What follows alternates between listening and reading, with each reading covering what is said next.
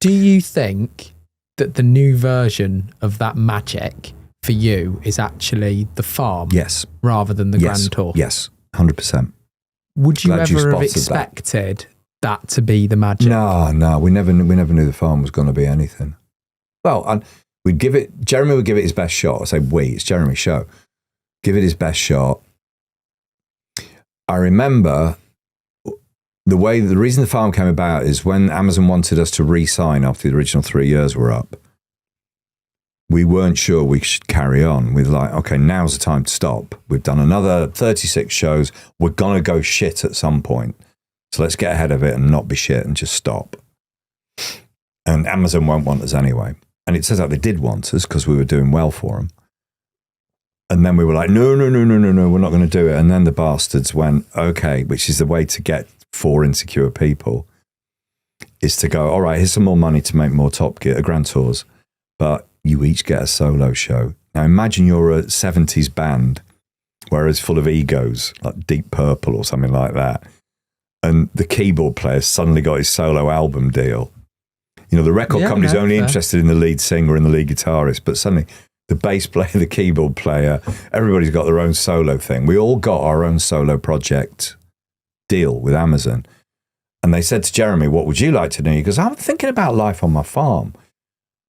And if I had a quid for every Amazon executive went, can you talk him out of that, please? Like, because they thought, that how can that be interesting in any way? So I rang him. I went, are you feeling the knives in your back today? And he's like, what? And I was like, I'm just killing myself here. The people trying to talk me out, get you to talk you out doing this. And he was like, I don't blame him. I don't blame him. He didn't get cross at all. He was like, I'm crapping myself that this is going to be any good. So he's like, and we were like, what we're worried about? And I was like, I know you'll do your best, but what if it's boring? And that's what I'm worried about. It's going to be boring. So it's starting like Top Gear in that you've got no expectations of it. That's a similarity. Whereas with the Grand Tour, there are expectations. You're starting with nothing, which is like Top Gear. And then happy accidents occur, which is like Top Gear. The biggest happy accident is the cast. Because nobody knew that Gerald would be Gerald, that Charlie would be Charlie, and Caleb would be Caleb, and Lisa would be Lisa. Or even Alan the Builder would be the perfect builder. Nobody knew that would happen. His 2 dogs are fucking mental, you know. And you're like, they're perfect TV dogs because they won't do anything he says.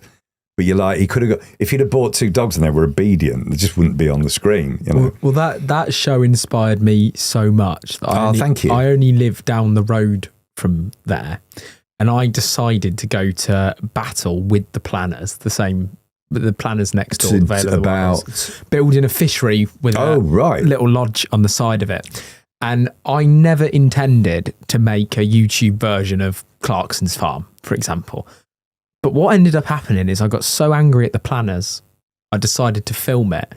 And suddenly the people that shone through on my YouTube series were behind the camera today. We have Louis, who is known as Child Labour Services. Yeah. We had Mr. Vincent.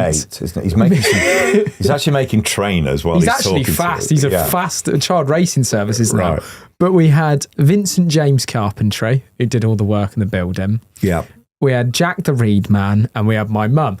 And it went nuts on YouTube. And because you had this little gang. But everybody was asking for people like my mum, who now gets a selfie in Tesco's. My mum, like 57-year-old mum, doesn't even know what YouTube is. Yeah. Now asks a selfie in Tesco.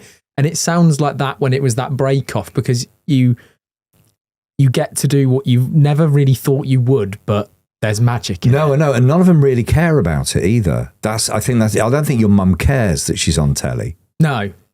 So that makes her perfect for telly. She thinks that's a podcast. Who was that writer? It was a writer. It was either Hawthorne or Whitmer. We're going clever now. Big American writer, literary giant. And he came out with this phrase, which was any man, it's like the 1800s, any man who professes a desire to run for president should automatically be excluded from running for president. The logic being, you should be pressed into service to do it. You don't go ego-driven. And I think it's the same with TV. a lot of the time. Your mum doesn't want to be there, so she's fine. She's not interested in the cameras. Gerald's not interested. Charlie never watches himself.